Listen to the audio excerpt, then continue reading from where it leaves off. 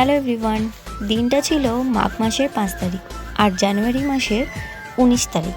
তো এখন আমরা লাইন দিয়ে দাঁড়িয়ে পড়েছি। আর আজকের দিনে এই 5 তারিখে মানে মাঘ মাসের 5 তারিখে আমাদের পাড়ায় গঙ্গা পুজোর উপলক্ষে 30 টাকার কুপনে খাওয়ানো হয়। তো আমরা তো কুপন আগেই কেটে নিয়েছে বাবা আমাদের সবার জন্য। তো এখন দেখো, প্রথমেই তোমরা দেখতে পেলে মেনুতে ছিল বেগনি, তারপর ছিল কুলচা, ডাল মাখানি।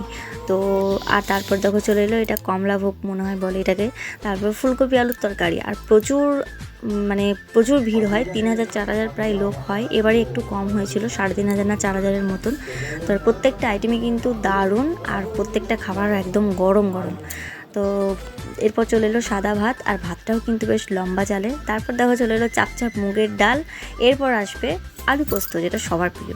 তো প্রত্যেকটা খাবারই কিন্তু প্রত্যেকটা না, কিছু কিছু খাবার যেমন ডাল, আলু পোস্ত আর ভাত দুবার এসেছিলো। আর তারপর ছিল চাটনি, পাঁপড় আর রাজভোগটা কিন্তু বেশ বড় ছিল, কিন্তু ফোনে এরকম ছোটো দেখাচ্ছে।